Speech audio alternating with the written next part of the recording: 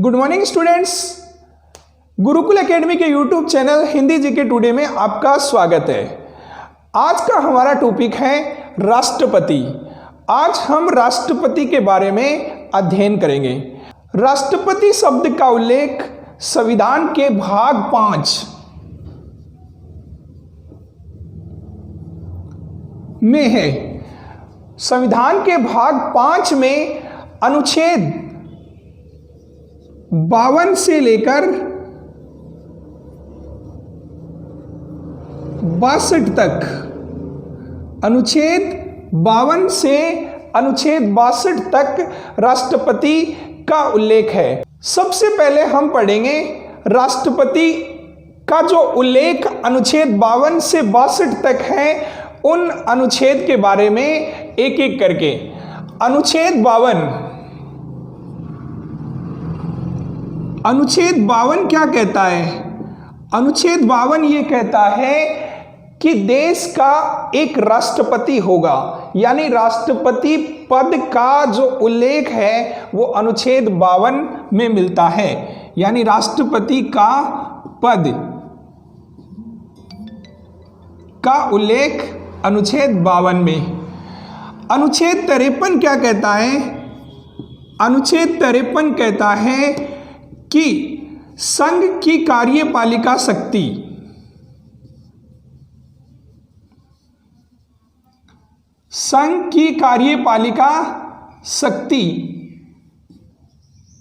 राष्ट्रपति में निहित होगी। अनुच्छेद 53 कहता है संघ की कार्यपालिका शक्ति राष्ट्रपति में निहित होगी। अनुच्छेद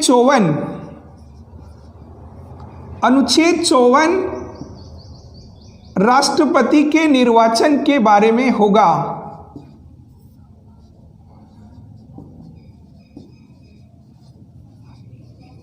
राष्ट्रपति का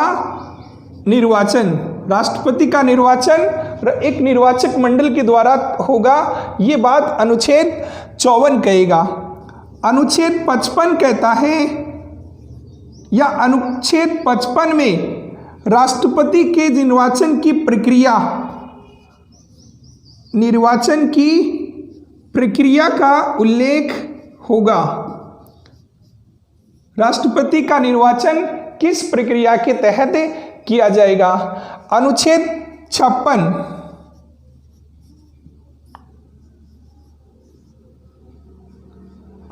56 राष्ट्रपति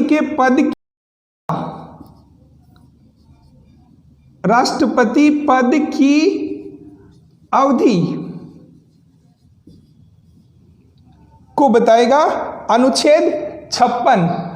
अनुच्छेद 57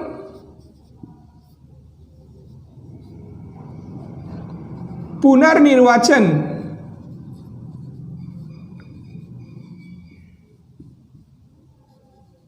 के लिए होगा। राष्ट्रपति के निर्वाचन के लिए कोई व्यक्ति कितनी बार निर्वाचित हो सकता है? ये अनुच्छेद 57 में। अनुच्छेद 58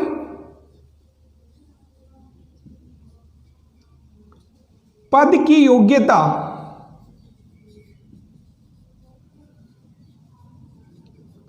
राष्ट्रपति पद के लिए क्या योग्यता चाहिए? इसके बाद अनुच्छेद 59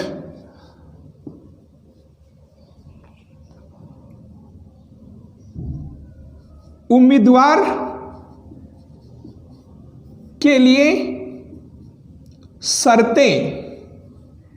राष्ट्रपति पद के उम्मीदवार में कौन कौन अपनी उम्मीदवारी दाखिल कर सकता है, इसकी शर्तें। अनुच्छेद 60 में राष्ट्रपति पद की शपथ का उल्लेख है। अनुच्छेद 61 राष्ट्रपति को पद से हटाने की प्रक्रिया या महाभियोग प्रक्रिया को बताता है। अनुच्छेद 62 में राष्ट्रपति का पद रिक्त होने के बाद पुनर्निर्वाचन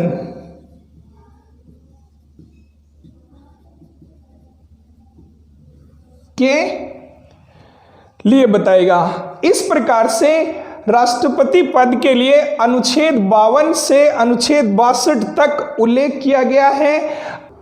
अनुच्छेद 52 कहता है देश का एक राष्ट्रपति होगा और देश का समस्त शासन उसी के नाम से चलाया जाएगा, और राष्ट्रपति देश का प्रथम नागरिक होगा। राष्ट्रपति देश का प्रथम नागरिक होगा। राष्ट्रपति की जो तुलना है वो ब्रिटेन के राजा के साथ की गई है, यानी नाम मात्र का राजा। इसके बाद अनुच्छेद 53 क्या कहता है? अनुच्छेद 53 ये कहता है कि संघ की जो कार्यपालिका शक्ति है वो राष्ट्रपति में निहित होगी। राष्ट्रपति अपने अधीनस्थों के माध्यम से अपने कार्य का निर्वहन करेगा और राष्ट्रपति को देश का राष्ट्र अध्यक्ष और तीनों सेनाओं का सर्वोच्च सेनापति माना गया है। ये अनुच्छेद 53 बताता है। अनुच्छेद 54 के अंदर राष्ट्रपति के निर्वाचन के बारे में बताया गया है। अनुच्छेद 54 ये कहता है कि राष्ट्रपति का निर्वाचन एक निर्वाचक मंडल के द्वारा होता है। ये निर्वाचक मंडल में कौन कौन सदस्य होते हैं इसके बारे में विस्तार से जानते हैं।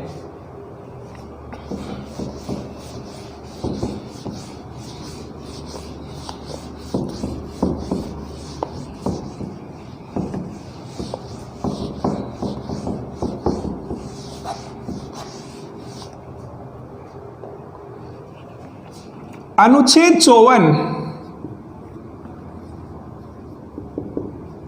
राष्ट्रपति का निर्वाचन।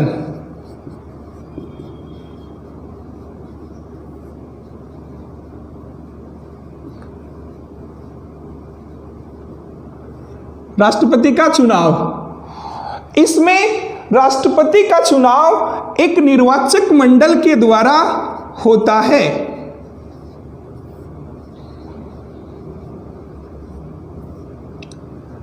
इस निर्वाचक मंडल में कौन कौन सदस्य होंगे जो राष्ट्रपति के चुनाव में भाग ले सकते हैं? तो इस निर्वाचक मंडल में लोकसभा,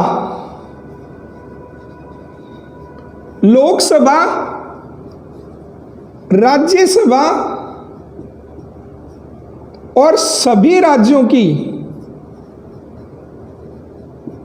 लोकसभा, राज्यसभा और सभी राज्यों की विधानसभा के केवल निर्वाचित सदस्य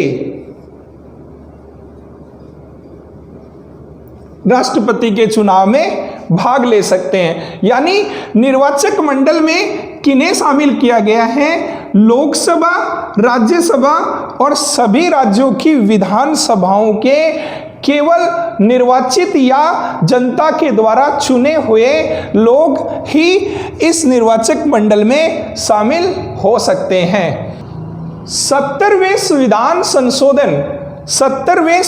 संशोधन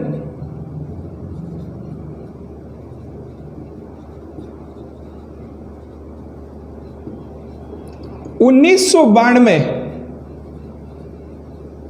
में दिल्ली, केंद्र शासित प्रदेश दिल्ली और पुडुचेरी 70वें संविधान संशोधन 1992 में दिल्ली और पुडुचेरी विधानसभाओं को भी शामिल कर लिया गया।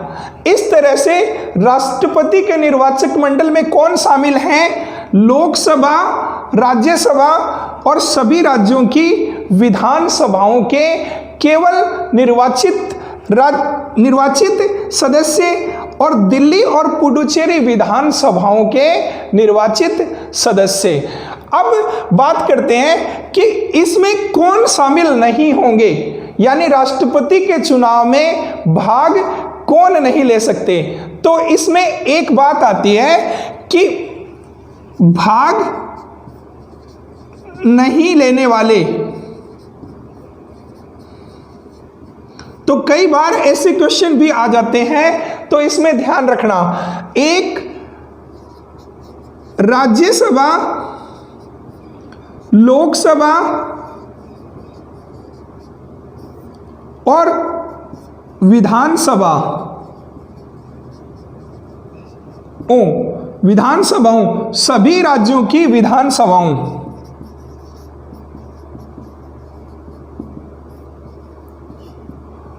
के मनोनीत सदस्य,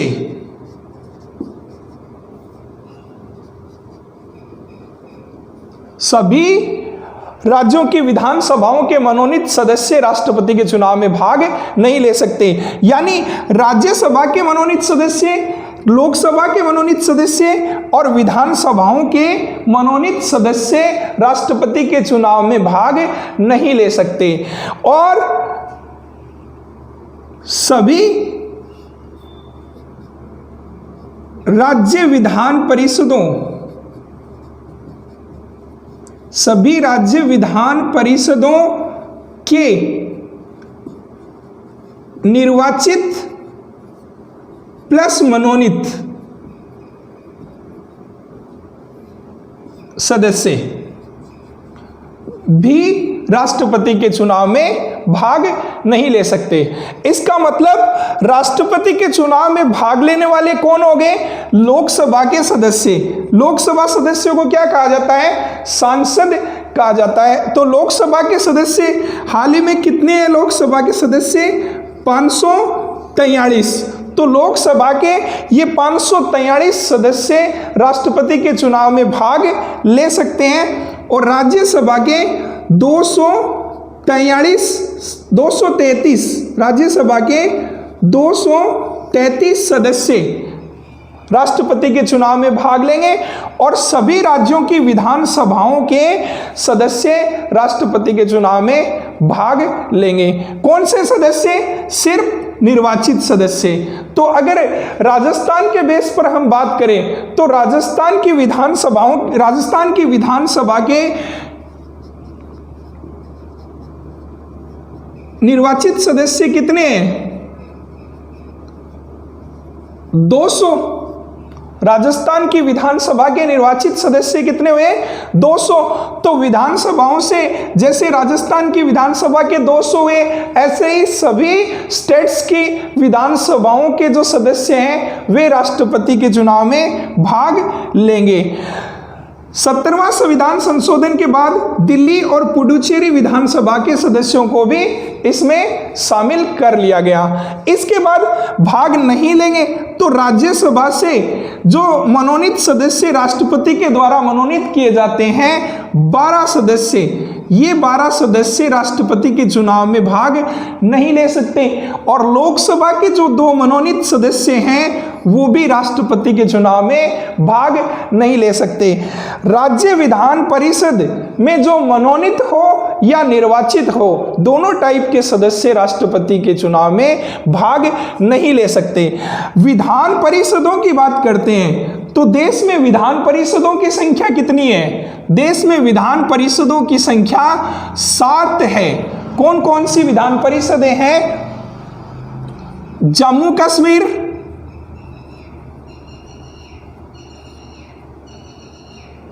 आंध्र प्रदेश,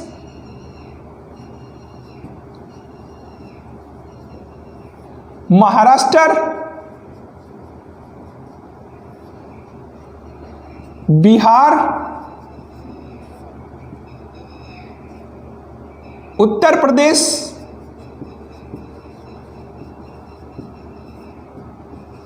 कर्नाटक और तेलंगाना। ये 7 विधान परिषदें थी, लेकिन धारा 370 हटने के बाद धारा 370 हटने के बाद जम्मू कश्मीर से विधान परिषद समाप्त हो गई।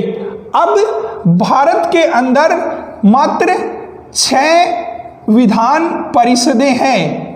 इन 6 विधान परिषदों में आंध्र प्रदेश, महाराष्ट्र, बिहार, उत्तर प्रदेश, कर्नाटक और तेलंगाना।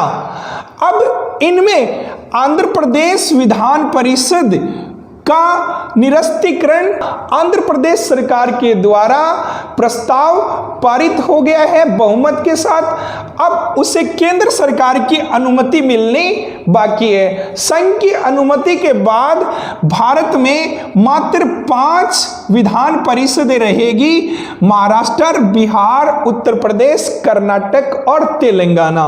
वैसे संघ ने 3 और राज्यों को विधान परिषदों के गठन की अनुमति दे रखी है। कौन कौन से हैं? राजस्थान, असम और उड़ीसा। राजस्थान, असम और उड़ीसा चाहे तो ये 3 राज्य अपने राज्य के अंदर विधान परिषद का गठन कर सकते हैं। ये तो रहा विधान परिषद के बारे में। देखिए फिर से हम एक बार थोड़ा सा आपको समझा देते हैं कि राष्ट्रपति का जो निर्वाचन है निर्वाचक मंडल के द्वारा होगा। और ये निर्वाचक मंडल में कौन कौन शामिल होंगे?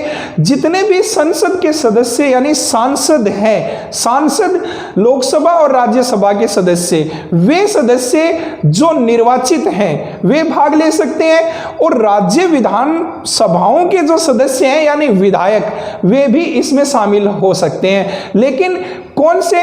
सिर्फ और सिर्फ निर्वाचित।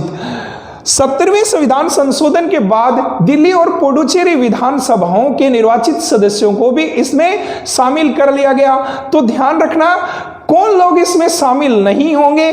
तो जितने भी मनोनीत सदस्य होंगे, चाहे वो राज्य विधानसभा के हो, लोकसभा के हो या राज्यसभा के हो, वो राष्ट्रपति के चुनाव में भाग नहीं ले सकते। साथ में विधान परिषदों के मनोनीत और निर्वाचित दोनों सदस्य राष्ट्रपति के चुनाव में भाग नहीं ले सकते। अब बात अगर राजस्थान की आती है तो एक क्वेश्चन आ जाता है कि राष्ट्रपति के चुनाव में राजस्थान से कुल कितने लोग भाग लेते हैं? ऐसा क्वेश्चन आ गया। तो ध्यान रखिए राजस्थान में विधायकों की संख्या कितनी हो गई? 200। तो ये निर्वाचित विधायक है जो जनता के द्वारा चुने जाते हैं। और राजस्थान से लोकसभा में जो सीटें होती हैं सांसदों की वो कितनी है? 25। और राज्यसभा में कितनी है? 10। इस प्रकार से 225 और 10 235। तो राजस्थान के कुल 235 विधायक या सांसद लोग राष्ट्रपति के चुनाव में शामिल होते हैं। ये तो रहा राष्ट्रपति के निर्वाचन के बारे में कि राष्ट्रपति का निर्वाचन निर्वाचक मंडल के द्वारा होता है, जो आपको समझ में आ गया होगा। अब इसके बाद आते हैं अनुच्छेद 55 में। अनुच्छेद 55 क्या कहता है? अनुच्छेद 55 में राष्ट्रपति के निर्वाचन की प्रक्रिया का उल्लेख है। अगर कोई क्वेश्चन आ जाए कि अगर किसी राज्य की विधानसभा भंग हो जाए तो क्या राष्ट्रपति का चुनाव हो सकता है? तो इसका जवाब है हाँ। क्यों हो सकता है? क्योंकि 11वां संविधान संशोधन 1961, 11वां संविधान संशोधन 1961 में यह बात क्लियर कर दी गई थी कि यदि किसी राज्य की विधानसभा भंग हो जाए तो भी राष्ट्रपति का चुनाव हो सकता है और उस भंग विधानसभा का कोई भी सदस्य राष्ट्रपति के चुनाव में भाग नहीं ले सकता। तो यह बात आप ध्यान रखना। अब आते हैं अनुच्छेद 55 पे। अनुच्छेद 55 बहुत ही इंपॉर्टेंट अनुच्छेद है राष्ट्रपति के बेस पर। यह कहता है इसमें राष्ट्रपति के निर्वाचन की प्रक्रिया का उल्लेख है कि राष्ट्रपति का निर्वाचन किस प्रक्रिया के आधार पर किया जाता है। तो इसके लिए मैं आपको एक बात बताता हूं कि राष्ट्रपति का निर्वाचन अप्रत्यक्ष रूप से, राष्ट्रपति का निर्वाचन अप्रत्यक्ष रूप से आनुपातिक प्रतिनिधित्व, आनुपातिक प्रतिनिधित्व वाली एकल संक्रमणीय मत पद्धति के द्वारा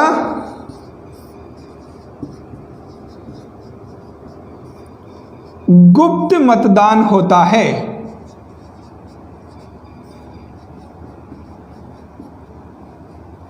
ध्यान रखना, राष्ट्रपति का जो चुनाव है उसकी प्रक्रिया में राष्ट्रपति का चुनाव अप्रत्यक्ष रूप से, पहला शब्द आया है अप्रत्यक्ष रूप से।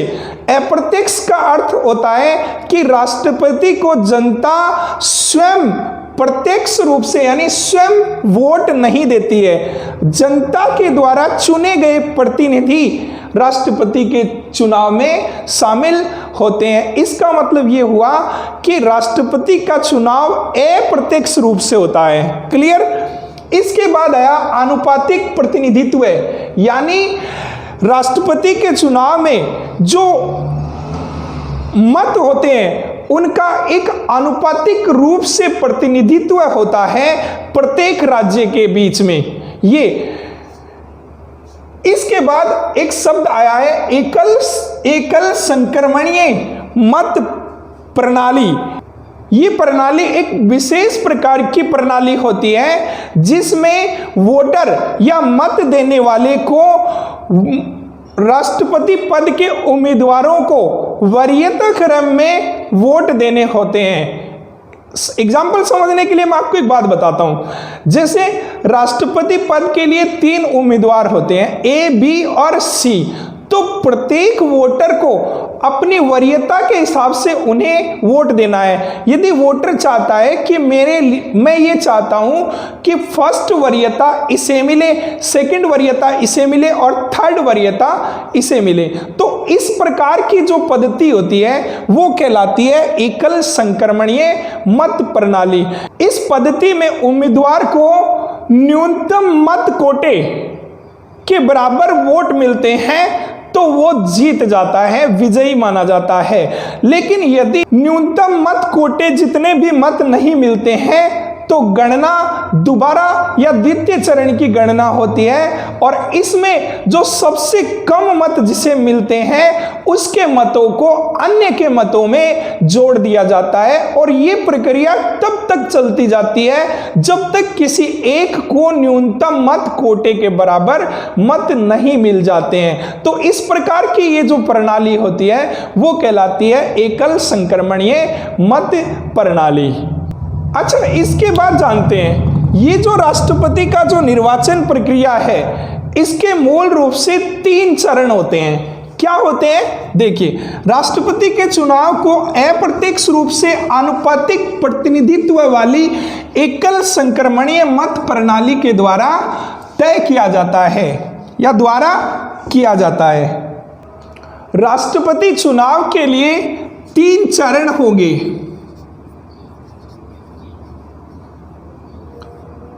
पहला चरण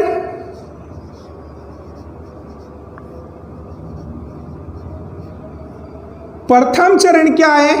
प्रथम चरण राष्ट्रपति चुनाव में प्रथम चरण में राज्य विधानसभाओं के सदस्य के एक मत का मूल्य ज्ञात किया जाता है। ध्यान रखना, प्रथम चरण में राज्य विधानसभाओं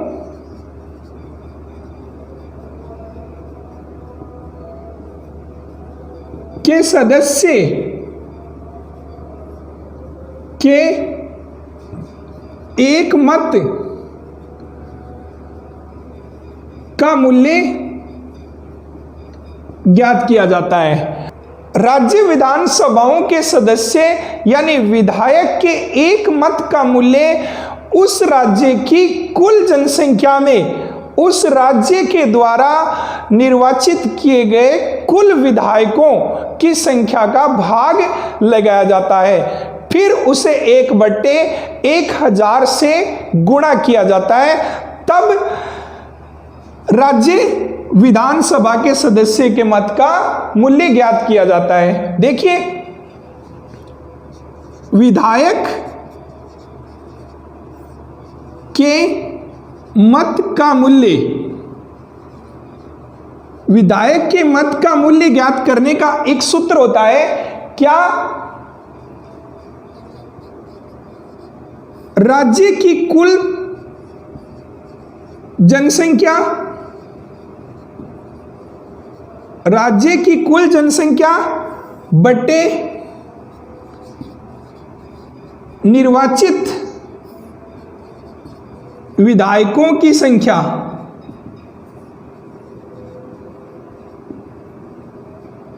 गुणा 1/1000।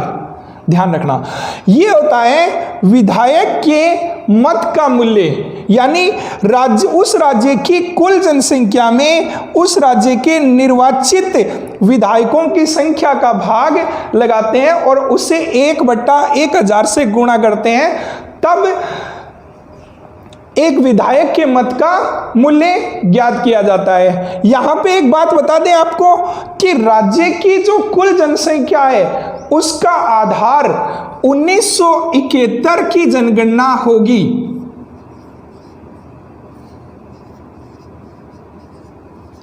उन्नीस की जनगणना का आधार ही राज्य की कुल जनसंख्या होगा, जो 2026 तक चलेगा, यानी 2026 तक यही 1971 की गणना चलेगी, उसके बाद ये परिवर्तित हो जाएगी। अच्छा, इसे चेक करने के लिए हम एक एग्जाम्पल लेते हैं कि हम अपने राजस्थान का एक एग्जाम्पल लेते हैं। राजस्थान की 1971 में जनसंख्या थी लगभग 2,57,00,000 कुल जनसंख्या थी। तो राज्य की कुल जनसंख्या 2,57,00,000 और निर्वाचित विधायकों की संख्या 200 गुणा 1/1000। 3 बिंदु से ये 3 बिंदु कट गए, ये 2 बिंदु से ये 2 कट गए और इससे काटा तो 2 एकम 2, 2 दूनी 4 और ये बच गया 17, तो 2 8 16 और ये 0.5 यानी 128.5। तो राज्य के विधायक के मत का मूल्य हुआ 128.5। इसे पूर्ण संख्या के रूप में लेना जरूरी है, इसलिए पॉइंट के बाद कोई भी वैल्यू अगर आती है, चाहे वो 0.1 हो या 0.2 हो या कितनी भी हो, तो उसे पूर्ण संख्या के रूप में लिया जाता है, इसलिए 129। तो राज्य विधानसभा यानी राजस्थान के जो एक सदस्य यानी विधायक के मत का मूल्य कितना हो गया? 129। यानी राजस्थान का एक विधायक जब वोट देता है तो 129 वोट पड़ते हैं, इसका अर्थ ये हुआ। ठीक है, इसी प्रकार से राजस्थान के साथ अलग अलग राज्यों की विधानसभाओं के एक मत का मूल्य ज्ञात किया जाता है और हर राज्य की विधानसभाओं के विधायकों के एक मत की वैल्यू अलग अलग आएगी। संयोग से छत्तीसगढ़ विधानसभा के विधायक के मत का मूल्य भी 129 है। तो ऐसा क्वेश्चन कभी आ जाए कि किस राज्य के समान राजस्थान का के विधायक का मत मूल्य है, तो वो आ जाएगा छत्तीसगढ़। इसमें यहाँ पे 2 क्वेश्चन और बन सकते हैं। एक कि सबसे कम मत मूल्य किस विधानसभा के विधायक का है और सबसे ज्यादा किस विधानसभा का है। तो सबसे अधिक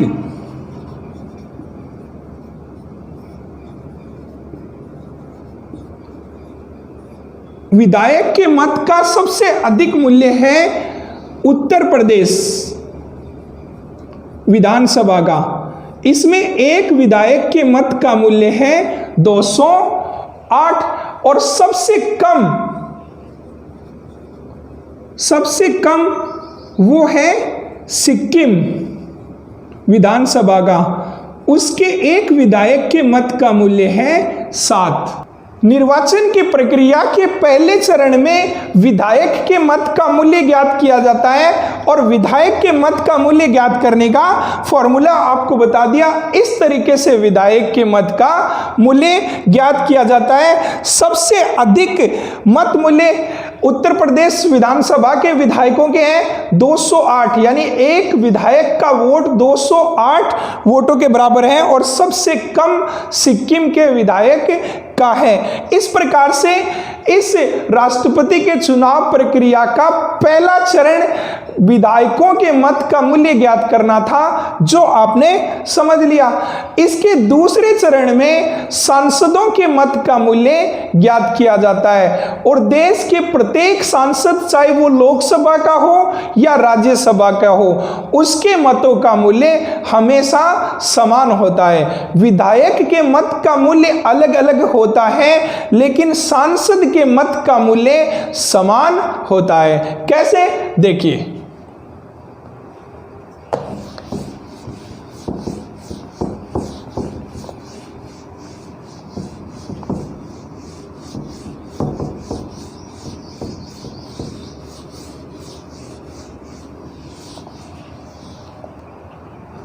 इसके बाद द्वितीय चरण में सांसदों के मतों का मूल्य निकाला जाता है।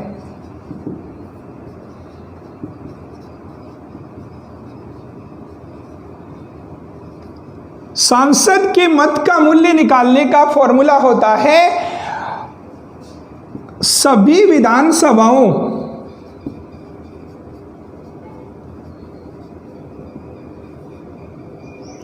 विधानसभाओं के विधायकों का कुल मत मूल्य बट्टे सांसदों की संख्या।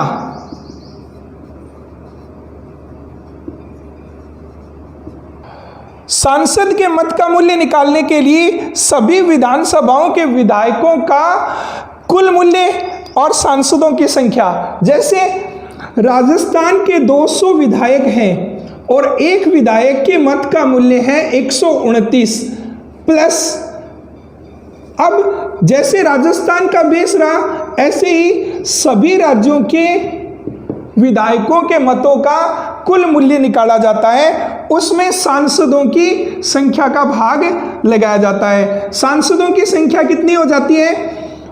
543 प्लस 233 का भाग लगाया जाता है और इसमें जो उत्तर आता है वो है 708। इसका मतलब क्या है? एक सांसद के मत का मूल्य 708 जो देश के सभी सांसदों के मतों का मूल्य होगा। इस प्रकार से द्वितीय चरण में सांसदों के मतों का मूल्य निकाला जाता है। और तीसरा चरण, उसमें मत कोटा ज्ञात किया जाता है। मत कोटा कैसे ज्ञात होता है? मत कोटा ज्ञात होता है कुल डाले गए कुल वैध मतों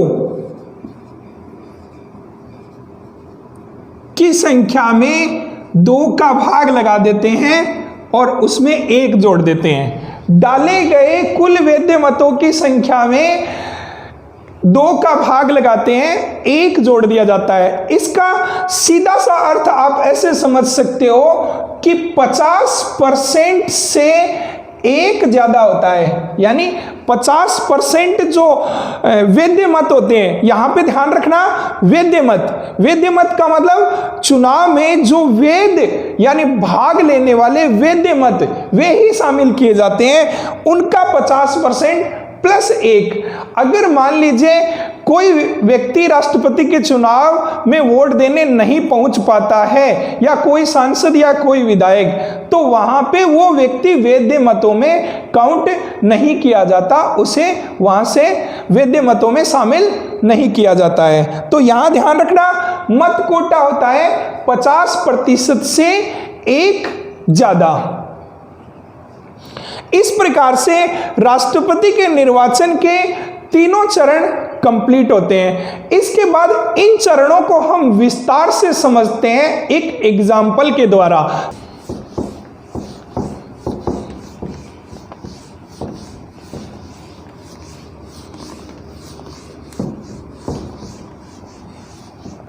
माना राष्ट्रपति के चुनाव में कुल 4 उम्मीदवार हैं, तो प्रत्येक वोटर को इन चारों लोगों को अपने वोट का प्रयोग करना है। अपने वोट के द्वारा चारों लोगों को वरीयता के क्रम में वोट देना है। तो अगर मान लीजिए एक बैलेट पेपर इस तरह का होता है, उसमें इन चारों के नाम होते हैं ए, बी, सी और डी। ये 4 उम्मीदवार हैं, ए, बी, सी और डी। अब प्रत्येक वोटर को इन उम्मीदवारों के नाम के आगे वरीयता का क्रम देना होता है। तो मान लीजिए मैं एक वोटर हूं और मैं ये चाहता हूं कि राष्ट्रपति सी बने, तो मेरी पहली प्रायोरिटी क्या होगी? राष्ट्रपति सी को, तो सी के आगे 1 लगाया जाता है। दूसरी प्रायोरिटी में मैं चाहता हूं कि ए हो, तो ए। तीसरी प्रायोरिटी में मैं चाहता हूं कि डी हो, और चौथी प्रायोरिटी में चाहता हूं कि बी हो। तो इस प्रकार से उम्मीदवार वोट देता है। तो ये ध्यान रखना, ये जो पद्धति होती है वो एकल संक्रमणीय प्रणाली होती है। इसमें क्या होता है, वरीयता के क्रम में वोटर को वोट देने होते हैं। अब इसको थोड़ा और विस्तार से समझते हैं। जब इनके मतों की गणना की जाती है तब क्या होता है, यहां मान लीजिए राष्ट्रपति के चुनाव में माना कुल वैध मत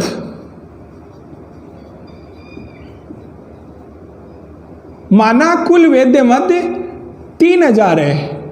अगर राष्ट्रपति के चुनाव में कुल वैध मत 3000 है तो मत कोटा कितना होगा? मत कोटा होगा 3000 का आधा और उससे एक ज्यादा। इसका मतलब ये हुआ कि 1501, यानी जिस उम्मीदवार को 1501 वोट मिलेंगे वो उम्मीदवार राष्ट्रपति बनने के लायक होगा, या वही उम्मीदवार राष्ट्रपति होगा। यदि कुल वैध मतों में से ए को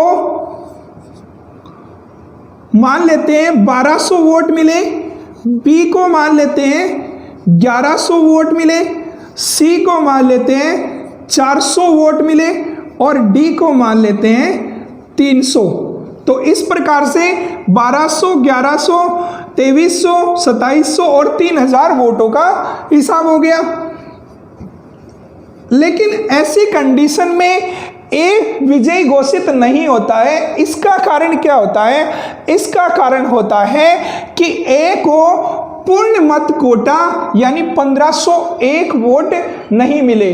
तब यहां द्वितीय चरण की गणना की जाती है। द्वितीय चरण की गणना में क्या होता है, जिसे सबसे कम वोट मिले होते हैं वो कौन है?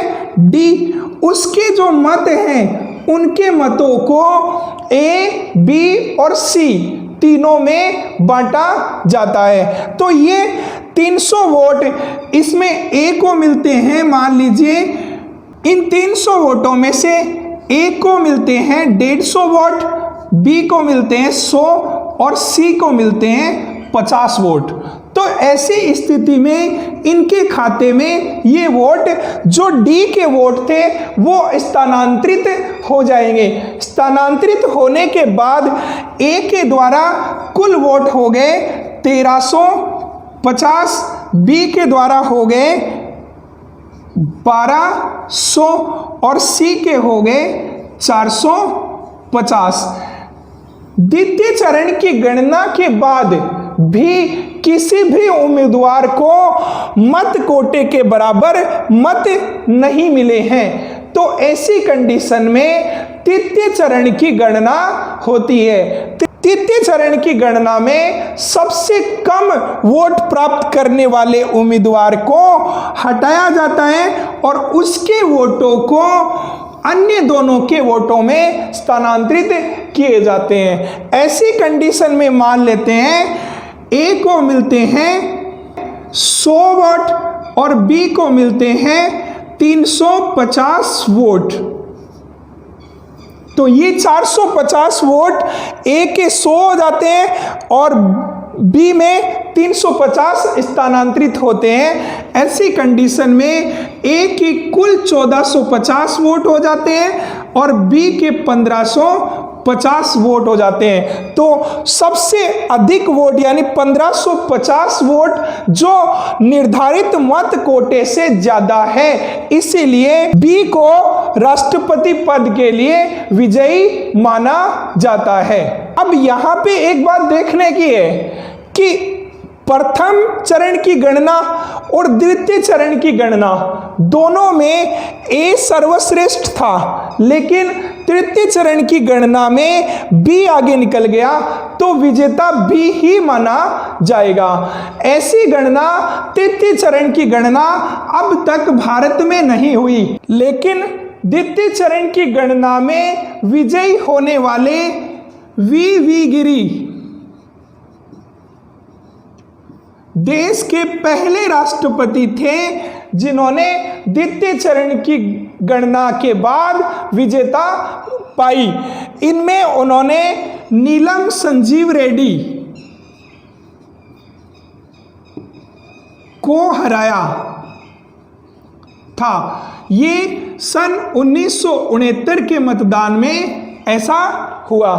तो ये था अपने राष्ट्रपति के निर्वाचन की प्रक्रिया। निर्वाचन की प्रक्रिया में सबसे पहले विधायक के मत का मूल्य ज्ञात किया जाता है, फिर सांसद के मत का मूल्य ज्ञात किया जाता है, फिर मत कोटा ज्ञात किया जाता है। इनके ज्ञात करने के बाद की गणना में यदि प्रथम चरण की गणना में निर्धारित मत कोटे तक या उससे ज्यादा किसी को वोट मिल जाते हैं तो उसे विजयी माना जाता है। लेकिन यदि प्रथम गणना के बाद भी यदि निर्धारित मत कोटे के बराबर मत नहीं मिलते हैं तो तब तक जब तक कि यह निर्धारित मत कोटे जितने मत नहीं मिल जाते ये मत गणना की जाती है। इसमें सबसे कम मत मिलने वाले के मतों को अन्य के मतों में स्थानांतरित किया जाता है। यही कहलाता है एकल संक्रमणीय मत प्रणाली।